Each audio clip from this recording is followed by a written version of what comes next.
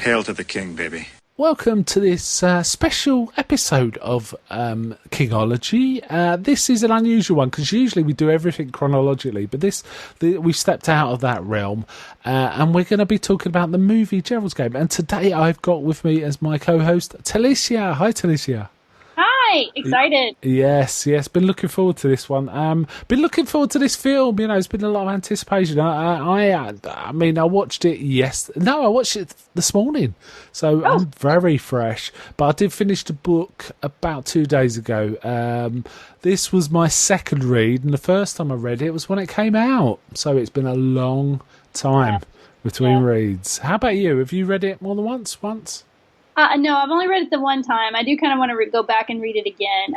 I knew of the story and had kind of come across it, and I guess just maybe where I was at that time, not ready to read a story like that. You know, just the little that I know of some of the topics that they talk about. So, because I was quite young. I guess I read it for the first time this summer. Yeah, I wasn't young when I read it the first time. I was 25 or so. And I have to say, it did affect me a lot more this time. I mean, some King books really affect me quite deeply on the first or second time I read them.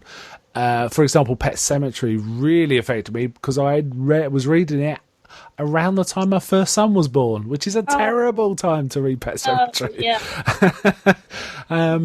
Now, this one, when I read it, I had no children when I read this the first time, but now I have a teenage daughter, and the sort of details that it goes into here is kind of hard and kind of, I found, dreadful in the sense that it filled me with dread. There was nothing dreadful about the writing. I thought it was very well written book, actually.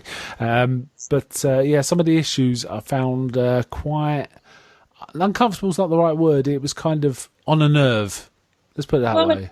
Yeah, and I would imagine as a father, you're probably horrified because it's just you think of protecting your daughter and what might happen when she steps out of there. You know, I can only imagine, like, as a parent being horrified at the idea.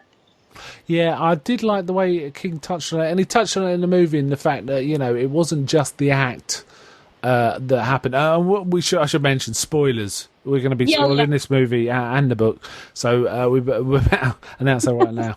Right, okay. It's also the second incident, you know, where they talk about it afterwards. That was, in many ways, just as mortifying because it was deliberate manipulation. Anyway, let's get into the film. What did you think of the opening credits and, like, the way it opened? I liked it. I kind of enjoyed the, of course, with the song overplaying it. It's kind of a upbeat sort of old-fashioned song, which is a very much a nod to Stephen King. He's always kind of driven home the fact, especially in the books, that he's a baby boomer and he's apparently a music lover. And so the choice of song very much is a nod to Stephen King in general. Everything Stephen King is going to have some sort of 50s, 60s doo-wop kind of sound. Yeah, and so, you know, we could go back to Stand By Me and stuff like that, where that kind of sort of folds into it, doesn't it? And, like, if you read it, for example, there's stuff like that. And in fact, most of his books kind of quote song lyrics, you know, as an intro or somewhere throughout. Yes, I really liked it. I really did also like the fact they were packing, it looked like, for a nice civilised weekend, and suddenly the handcuffs. Yeah. And they're very lovingly put in, aren't they? Yeah, very delicately. Yeah, he sort of like lingers over them, like he's kind of anticipating this. Yeah. Yeah, and there's a touch of sort of fetishism about it, isn't there? You know, the handcuffs are what sort of turning his motor somewhat. Really, that's the kind of feeling. All very done, very nicely, very nicely. I have to say, the film looked pretty beautiful all the way through. I found it to be. I mean, the cinematography was great.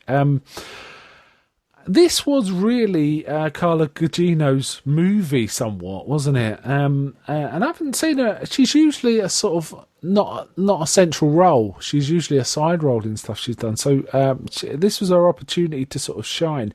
Do you think she took it?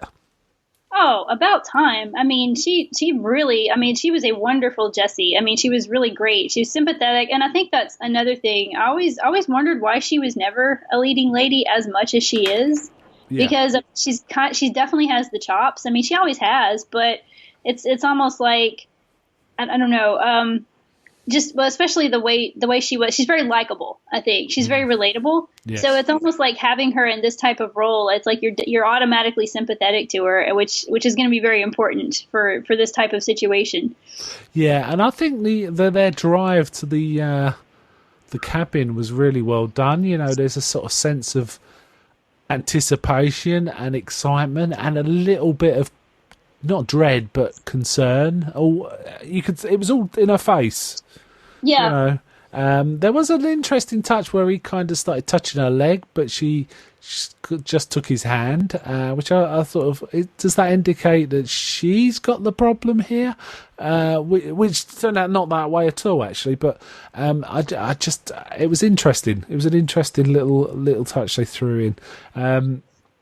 And it turns out that they've not done anything like this before, which is different from the book, right? Because in the book, they've done this a few times, and she's kind of got bored with it and realised that Gerald's more interested in that than her. Exactly. But in this, it's done in a different way. This is like a first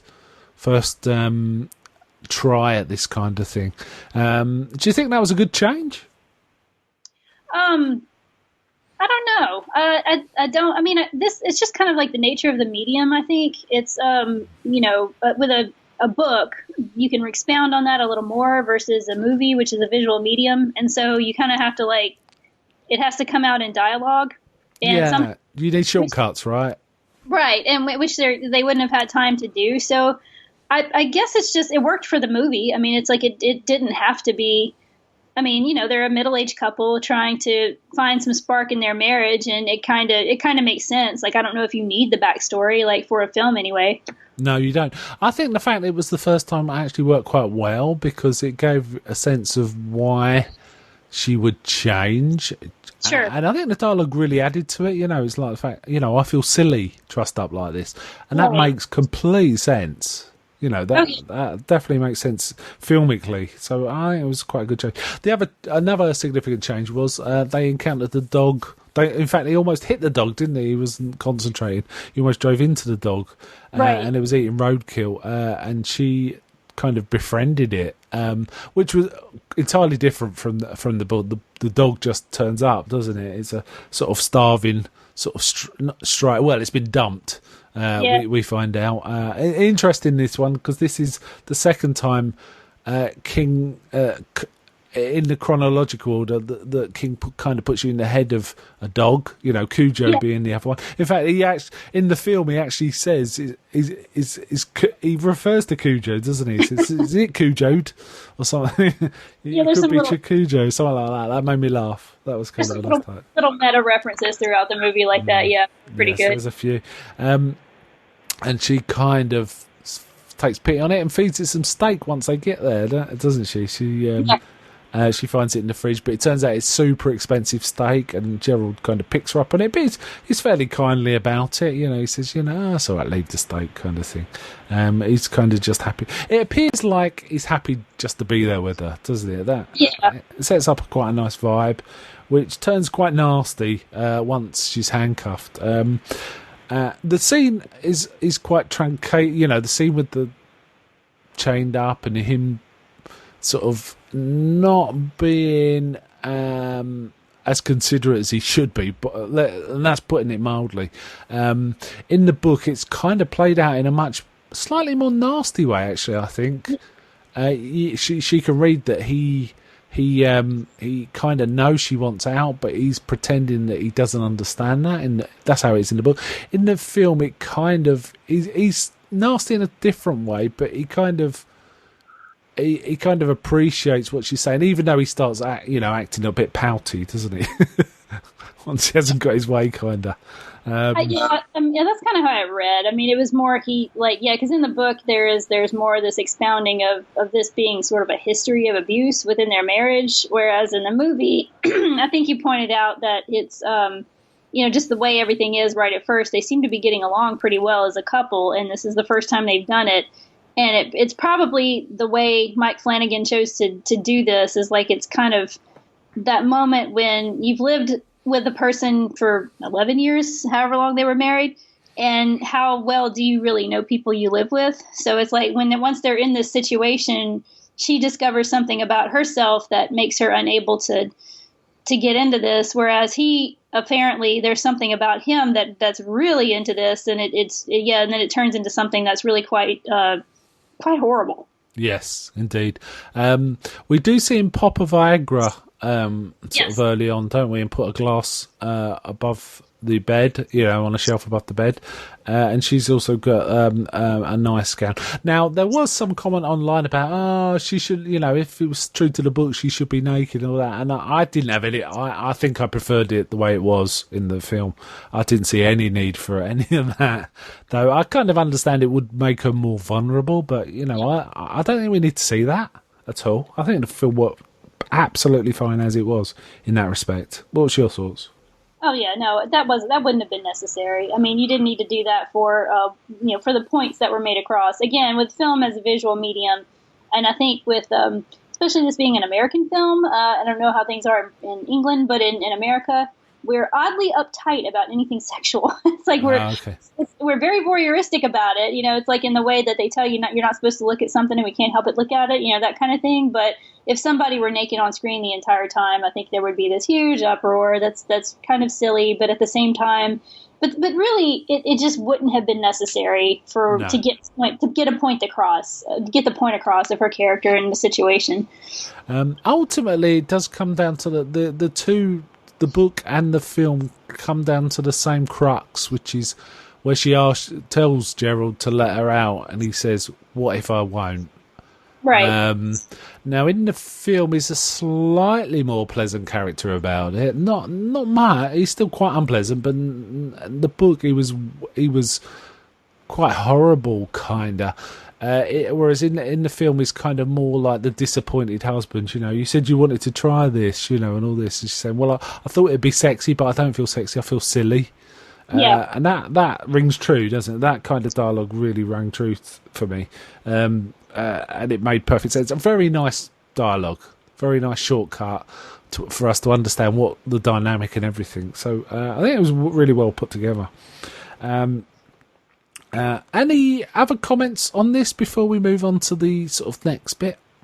No, I think that's it. Yeah, I think it was a really nice setup. I think it was an excellent setup, actually. I think Mike Flanagan, he apparently is a big Stephen King fan, has been wanting to bring this to screen for some time. And I have to say, right off the bat, I'm glad that someone like this was in charge of this project. It really worked, I thought, overall. But we'll move on to the next bit. We do see the husband, Gerald, obviously, played by Bruce Greenwood. What did you think of his performance here, actually?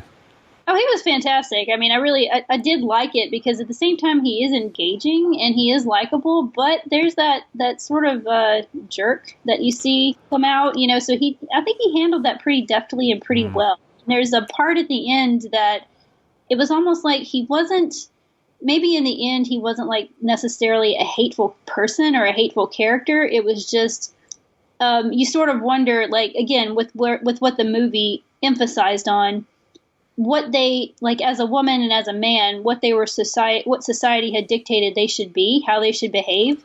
Yeah. So there's this little, that's why he's so flustered, when she pushes him away versus, and then, so then of course, we'll get into this. I don't want to jump ahead too much, but of course, like, as he becomes the antagonistic voice in her head, like while she's chained up, versus there's this sort of like little resolution at the end that we'll get into as well, that kind of like leads it to, and I feel like he was a good choice for a character, for that character, because you kind of get that sense that he's, maybe he was just like, he himself is also in a position where, he's really not a bad person. He's just, what his idea of what a man should be, is. Yeah. He may be just as shackled in his own way, right? Right. it's then we basically he takes 2 Viagra overall, doesn't he? And this has a quite profound effect. His heart gives out, and he kind of falls on her, and then she's trapped under him and she's trying to use her feet. And this was kind of a bit comic in that it was kind of ridiculous and weird and sort of farcical. But then finally, when she gets him off, she wants him to be alive. Obviously, he just falls off the bed and is lying there. But then we see him pop up. Now, this is where they did some significant changes because in the book, Jessie's internal monologues and narrative are dictated by different voices in her head, which have always been with her, it appears. She's got these different characters in her head talking different aspects of her personality. But in this, we have Gerald appear as like an avatar of her thought processes, don't we? And she doesn't realise it, but she thinks it's him and he's woken up, but then she notices while he's standing there talking to her, she can still see his arm lying on the floor and the blood slowly sipping out. Interesting change, right? Did it work?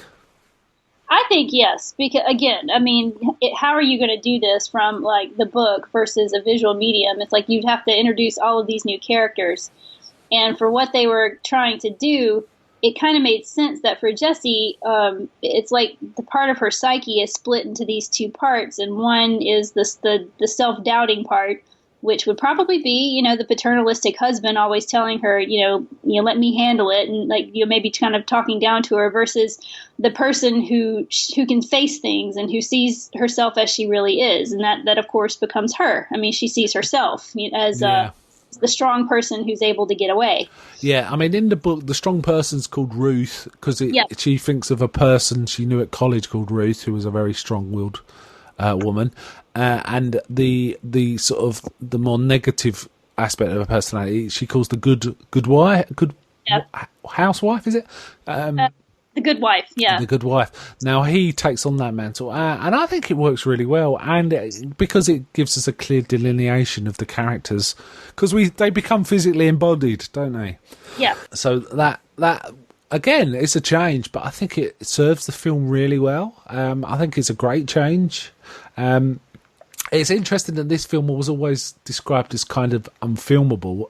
This book was described as unfilmable, wasn't it? And I never thought it was. I just thought it would need someone with a really light touch. I often thought Frank Darabont was the man to deliver this, actually.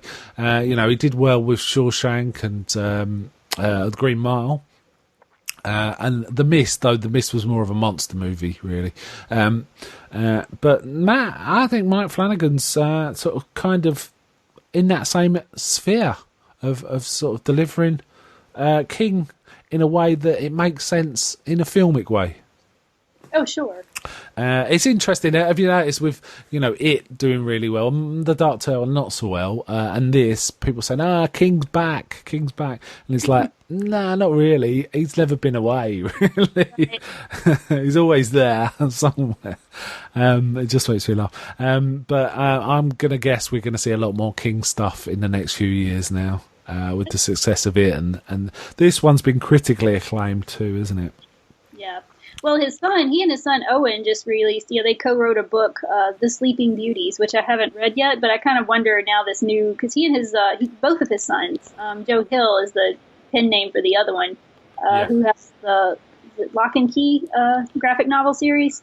Oh, so, it's all sorts, doesn't he? And Nosferatu, stuff like that. I haven't read, and Horns as well, right? I haven't read that one. No, nor have I. I haven't read any of his children's work, but I've read lots of King, obviously. There's going to be more, I believe. I do believe. Yeah, I'm sure. Then we get into the sort of the meat of the fact she's chained to this bed. She's got to figure out how to survive and ultimately get out of it. We have an interesting scene where she actually imagines herself escaping. Yep. Which is the introduction of the strong version of her, which I didn't buy for a second. It was early in the film. It just had super easy to get out of, but I wonder if anyone actually was fooled by that. If you're not familiar with the novel, you may have thought, wow, that seems pretty straightforward. But it was a nice touch. It was a nice touch. Yeah.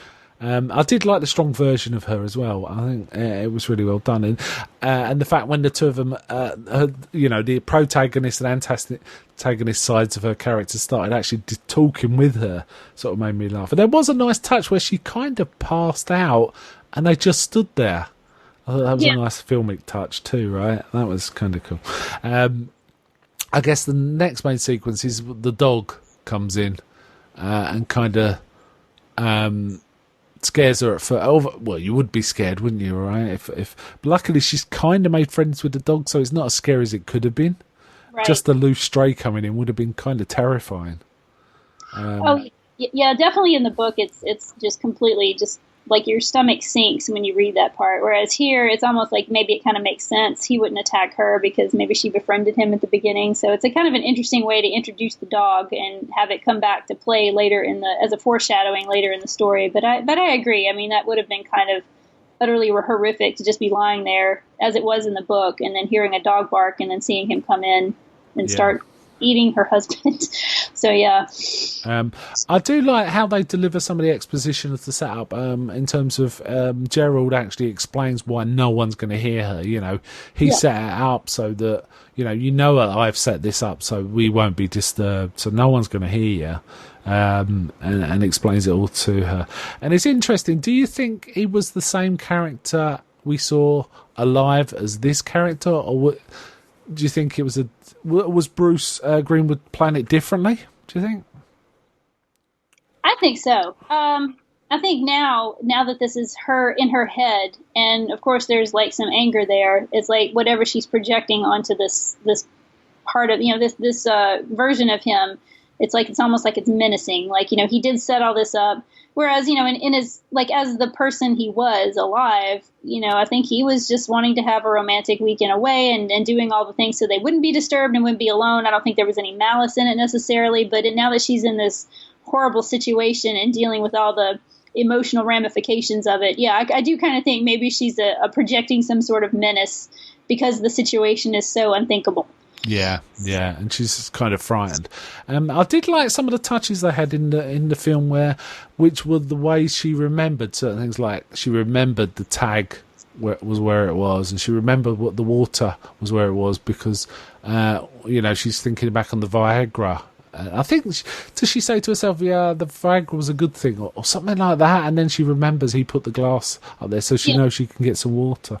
That was kind of straight from the book, the fact that the water was available and, she could make something, a straw out of something, and stuff like that. Obviously, it was contracted in the film, they just got on with it, whereas in the book it sort of played over several pages.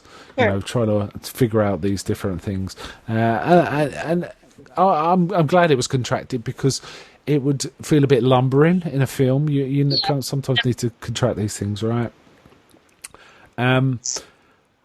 We've also got from the book the space cowboy is in the book. They don't call him that in this, do they? They call him the Midnight Man, or the Moonlight Man. Mm-hmm. I'm guessing that's some sort of copyright thing. They just wanted to avoid the copyright. Which I always had a bit of I didn't feel the book ever needed this character. I think the pure horror of the whole situation was fine as it was, but I've kind of got used to the idea now. How did it strike you when you read the book, and how do you think it worked in the film? Yeah, this was a criticism that I had seen from some friends of ours as to this introduction into the story. And personally, I think it makes sense. I understand the criticism, but I actually do think that this character was kind of necessary, and it definitely led some shock moments that happened later on when she's doing some of her flashbacks. But because all of this time she doesn't know what's real and what's not. And she's delirious, and it's played over so much more in the book that by the time you get to that part in the book, it's like, did she see this or didn't she see this? And because the character is so extreme and so insane, it's just like something that could not be real. Certainly, it's like she's now convinced herself that it probably isn't.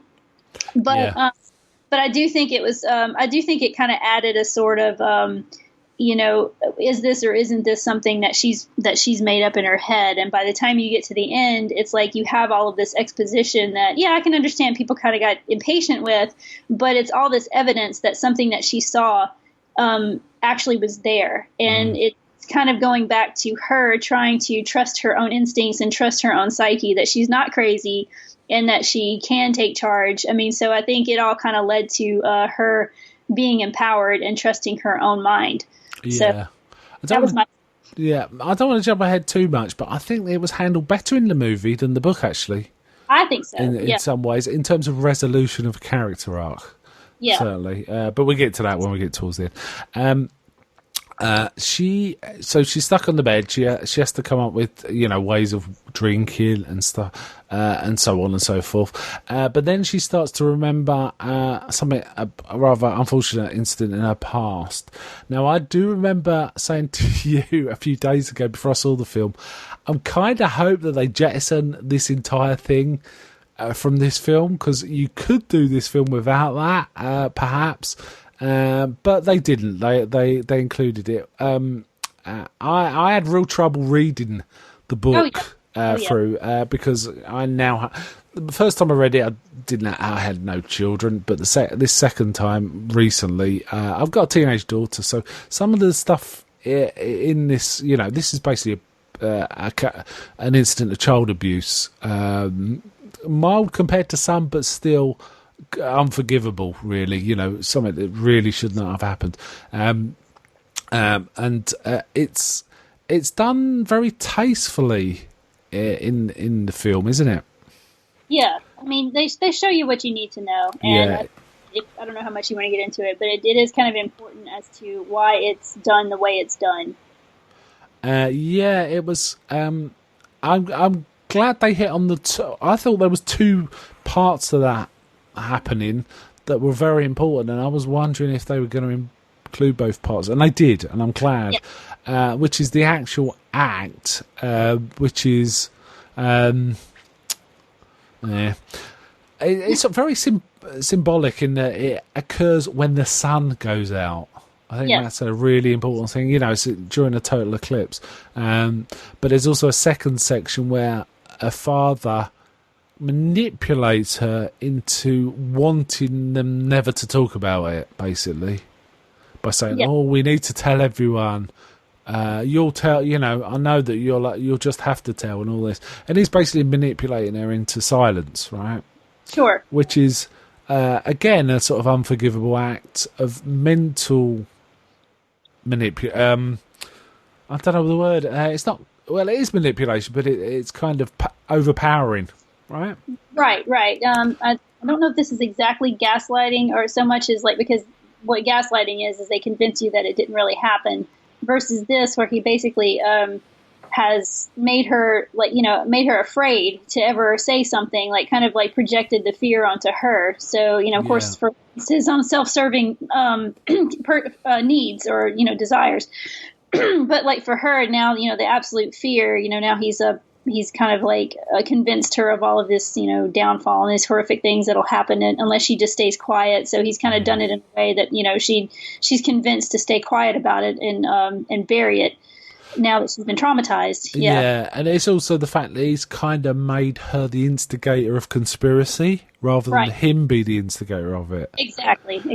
Which is an awful, awful thing to do to your own child. So I'm glad they were both in it, because I think they were both very important things in the book, though they make the book quite difficult reading. It's well written. I have to say the book is very well written book, and while it's kind of it fills up quite a bit of space, doesn't it? It could have been written in a more succinct way. I think it does it very well, actually. It's weird this, because I was looking into this book, and some people say, no, it's one of the worst books he's ever done, and I just don't see that at all. I don't agree. I think it's a wonderful piece of writing, actually.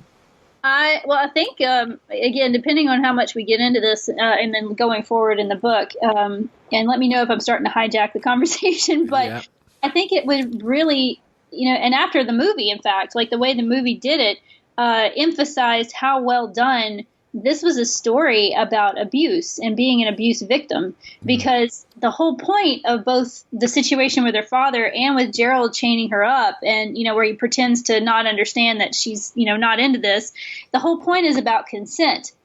She's not giving her consent in either of these situations, but because of what's going on with her, because she's a victim of abuse, it's like they've kind of manipulated her. It's like, again, with her father, he said, well, I never really touched you. And with her husband, it's like, well, you were into this, it's like you wanted to do this. So it's almost like that's part of that psychological manipulation that goes back into when her father approaches her after the fact and manipulates her into being afraid of saying anything. So it's kind of part of the process of people who are in abusive situations. It's like, that once the consent, they are, not only did they not give consent, but they're then forced to accept some sort of blame, and then feel like it's their fault. They're made to feel like it's their fault that they were in this situation to begin with.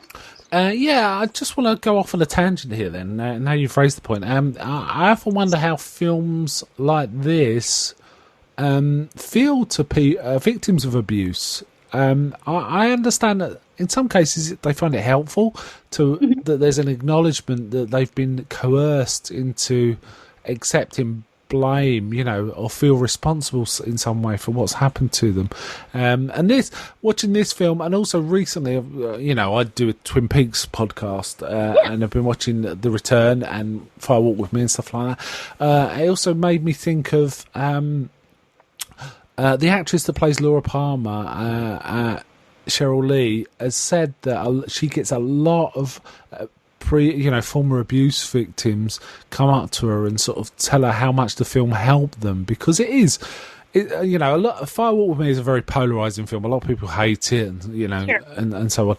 But it is essentially a study in abuse and how it can wreck a young life.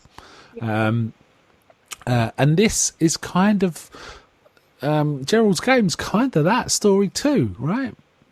I think so, and that's why I feel like both the book and now that the movie, the book has been very underrated all this time, because I think with both with King and with Mike Flanagan, I like this about the movie too. They pointed out that this can also happen to men as well, but it is. I think it really was a great, sympathetic, and realistic study of abuse, and I don't know. I kind of like Fire Walk with Me. I kind of would hope more people, if they can be helped by it, that they should be exposed to it just for the sake if it helps them. Yeah. One of the things I like about Gerald's Game is what we're getting is the cycle of abused. Yeah. She's kind of picked a relationship that reflects that relationship with her father. The same kind of job, the same kind of dismissive behaviour. Though I think Gerald's a little more sympathetic in the film than in the book. He seems a slightly better husband, and there's even acknowledgement of that, I think, in the film. But it tells you, she's picked a relationship that reflects that, and that can be a kind of a way of exercising your demons by, if you've been in a situation where you've been abused. I talk from profound ignorance here, so I may be out of line. There seems to be the need to revisit it to try and help. It's almost like, when people have got a phobia about something, by being exposed to it, they become immune to it. It's almost like self-therapy through experience. And there's a touch of that. Well, the nerd in me did do a little research on this as well. Okay. Because like you, I didn't want to I've been very fortunate in my life, so I didn't. But I did kind of look it up, and that actually is something that happens if people have been abused as children. They tend to go and repeat that pattern because it's something that happened at a formative time in their psychological development. So going forward as adults, they make these same choices over and over again. And they do usually wind up in an abusive domestic situation that reflects what they had as kids. And the again, sorry, but the U.S. Office of Domestic Abuse even points out that abuse is again, kind of going back to how they manipulated her by saying we never touched you, et cetera, et cetera. But the point of it, it's a pattern of behavior that's exercised to gain power and control over their partner. So that is abuse, even though they're trying to make her think that they didn't. She is in an abusive relationship in both of these situations. Yeah. Just to go back to the sort of shots of her as a youngster, I have to say I think that was very well acted and tastefully done. It's kind of a grim thing, but it was done very tastefully, and the girl playing the younger Jessie was very good. And in fact, I was struck by how much the woman playing her mother looked really quite a lot like Carla Gugino as well. It was kind of good casting. It was good casting, yeah. Interestingly, the father was played by Henry Thomas, who was Elliot in E.T. Yeah, exactly. Which amazed me when I felt, I thought, wow. Yeah. It's. I forgot. I was going to go off on another tangent, then, but I'm not going to. So we move in the film. We move on, and like her situation's getting worse and worse. She falls asleep. Her hands are starting to like get discoloured, through blood drought, and she's getting bad cramps. Again, they kind of telescope a lot in the film. In the book, it goes on and on, doesn't it? And kind of she's in pain and she's trying to move around to stop this and trying to think out different things. But essentially, it's the same story still. She has to figure out how to get out of this. And ultimately, in her mind palace, where she's talking to her younger self keeps saying, you need to think back on events. And it goes, and basically, it's not the abuse, it's about other stuff that can help her escape. And we get a scene that I don't think was in the book at all, which is where the mother asks them, this is after all the events have happened, asks them something about coming back there, and she holds a glass so strongly it smashes in her hand, doesn't it? Cuts her hand. Right. And it's that her younger self is trying to make her older self think of, and it's this whole blood can be as slick as oil when it's running, so she can use blood as a way of escaping, which leads to a pretty grim scene, doesn't it? Oh. The term degloving comes up. Oh. Yeah. Anyway, if you've got a strong stomach, you'll be fine with this particular part of the film. If you haven't, you probably will have it. You will suffer. But I think the film's earned it, right? This isn't a crass sort of exploitation film, is it? Oh, no. The effects are very realistic, though. And it's like quite unpleasant. But through the use of blood and cutting her own wrist, she manages to get one hand out. Now, in the book, once she first escapes, she doesn't even want to use a phone, does she? Which never really rang true to me. Right. They do it differently in the book. In her batteries on her phone's gone. Right. That worked very well for me. How about you? No, that was a good update. It made me wonder if it kind of is the kind of story that maybe couldn't be made until now because of the technology being what it was. Because that made a whole lot more sense than later on, where the cord's been cut mysteriously in the book, and it's like, oh, okay, yeah. So this was it was good to have it updated this way. Actually, you know what? There's one jump scare that I wanted to mention that I've bypassed, which is she's dreaming of she's got a set while she's asleep. She feels a sensation on her foot, and she opens her eyes and looks down, and we see the Midnight Man licking her foot. Yeah. And then when she wakes up proper, and it's the dog licking her foot, and then it goes for her leg, doesn't it? But she manages to kick it off, and luckily it hasn't done too much damage. And thankfully the dog doesn't get kicked too badly. I never like to see a dog get kicked. Yeah, I know. Fortunately, they kind of helped with the I don't know, because Stephen King, as far as his book, there's a lot of animal cruelty in several of his stories that has made some of his stories unreadable for me. So yeah, I know what you mean. Yeah, that was a kind of a cheap jump scare, but it kind of worked. It worked. It definitely worked for me. Yes. And I should mention the Midnight Man in this is played by Carol. I'll have to get this right. Carol Struycken. Struycken, who is the the giant in Twin Peaks, also called the fireman in Twin Peaks. I thought so. I thought that was him. Yeah. Yeah, he's a fairly big man. I think in the book he's quite a small character. Yeah, physically small.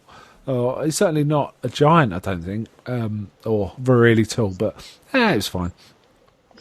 Anyway, she manages to escape, but in doing so, she kind of is woozy. You know, she's lost blood, she's woozy, and she kind of crashes.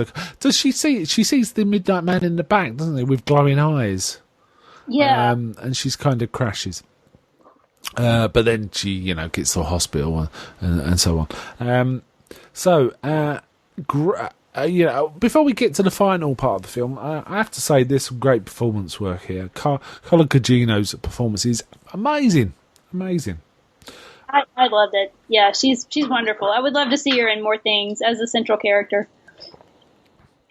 Yeah, and I'd love to see some more Stephen King work by this guy. I was trying to think, what stories do you think he'd be good at turning his hand to next? I don't know. I mean, he did Hush and he did Oculus, so he's kind of primed to do this type of thing. Stephen King oriented, or maybe just? No, I was thinking Stephen King. I mean, I was thinking Dolores Claiborne, maybe. Oh yeah, a remake of that. Although I don't know, the Kathy Bates one was very good. So I haven't seen it, so I can't comment. I was wondering about one of them other books that a lot of people consider unfilmable is probably The Girl Who Loved Tom Gordon. Oh, I haven't read that one. Yeah, I've read it a long time ago, and I find it really quite hard to remember. So the Geralds Game I remember quite distinctly, even though it was like over probably 25 years ago since I read it. I remembered it quite distinctly, quite major parts of it, in fact. But The Girl Who Loved Tom Gordon, not so much. But I remember enjoying it quite a lot when I read it. But there's a few. I just hope he does some more. Oh yeah, I would like to see more from him. Definitely, I liked Hush actually, and I liked Oculus as well. I haven't seen Hush, but I liked Oculus. Yeah, Oculus was very tense. I mean, it was very Hitchcockian, this film. Yeah, this is the sort of film Hitchcock will be making if he was still around. I could just see it. Yeah, like a Rear Window kind of thing. Yeah, definitely. Terror in place type situation. Again, Netflix are delivering with stuff like this. Okay, let's move on.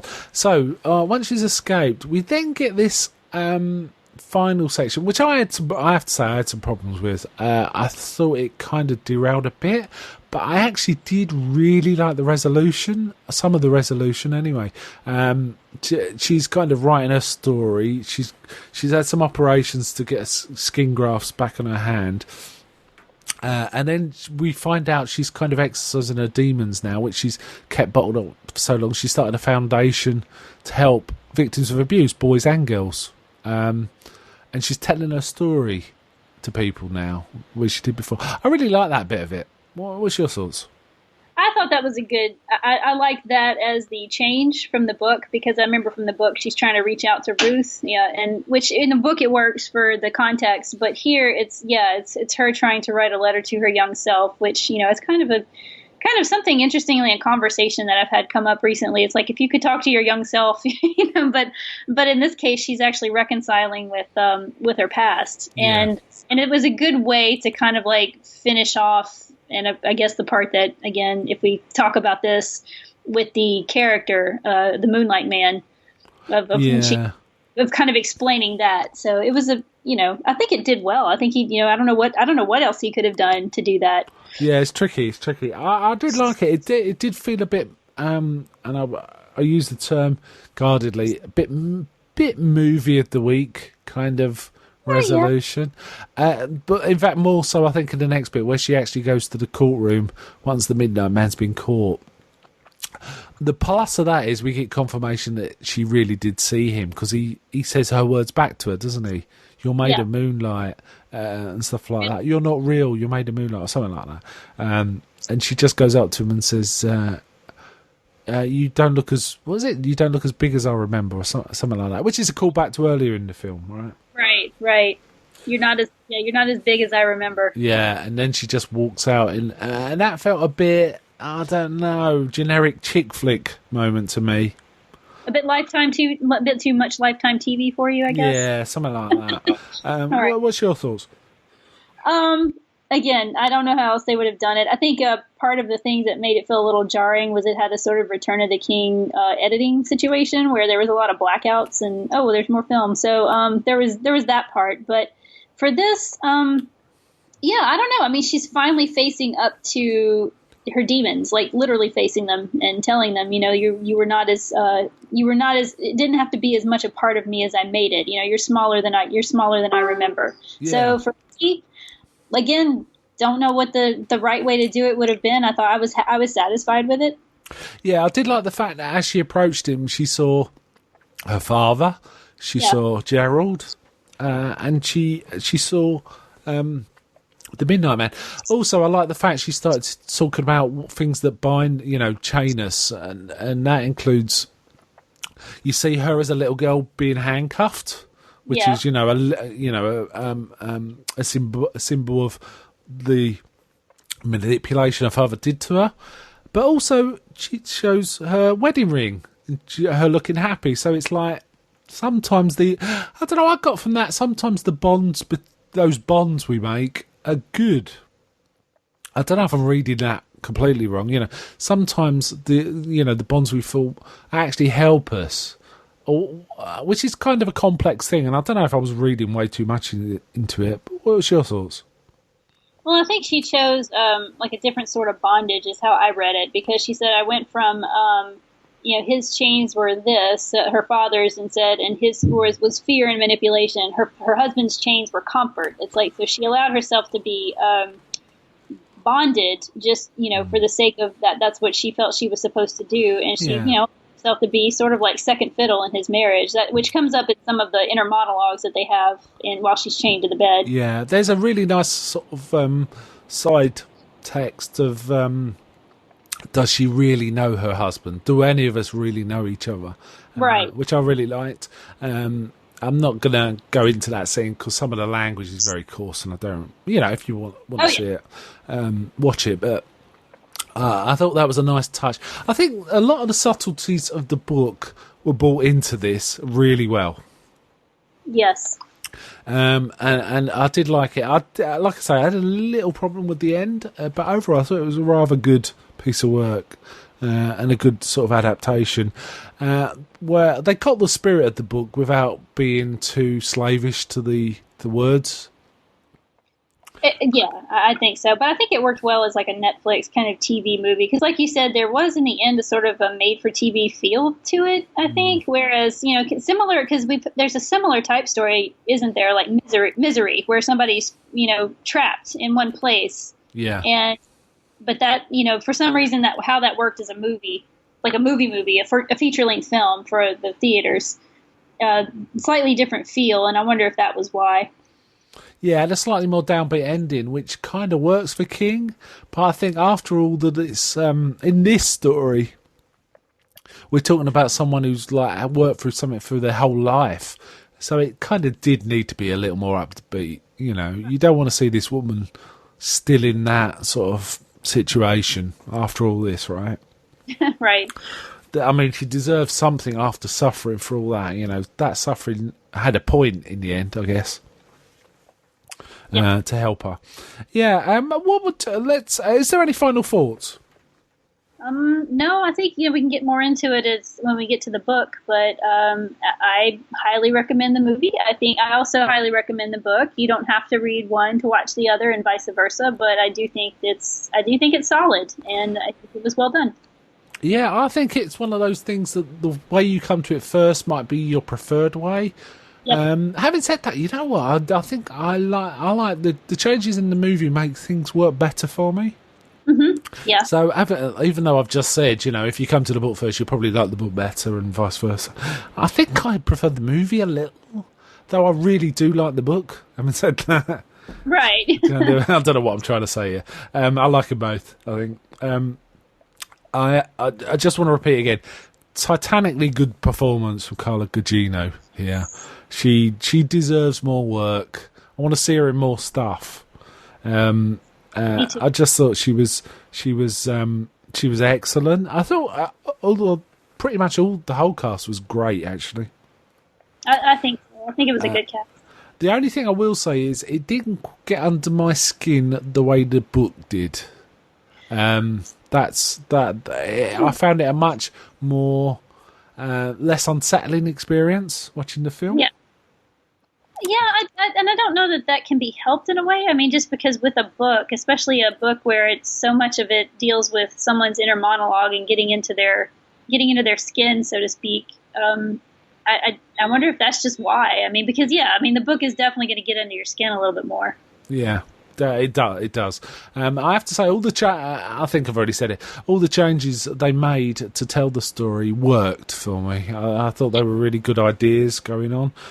This guy obviously loves this material. You know, he not loves it, but he really understands this material and knew how to bring it to the screen in a great way. So very impressive piece of work, I think. Okay, let's wind it up there. Thanks again for coming on, Talicia. It's always a pleasure to talk to you, and I hope that you'll come on when we actually get to the book, Absolutely. which is I think 6 or 7 books down the line from the next one. I've got to get to it. I'm very behind. I need to get to it. So hopefully, if the stars align, we'll get to the book and get into the meat of that. And I'm sure we'll revisit this film at that time as well, you know, but we'll be looking at it more from the book perspective. But I think, you know, if I ever reread the book, I'm going to have real trouble not seeing Carla Gugino as Jessie.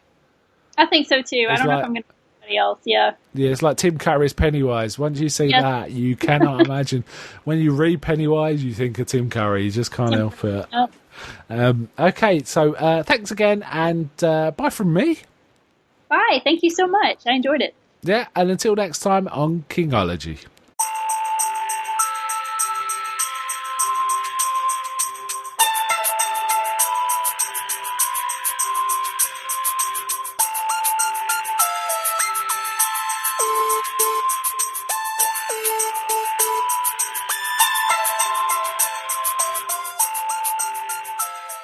Hail to the king, baby.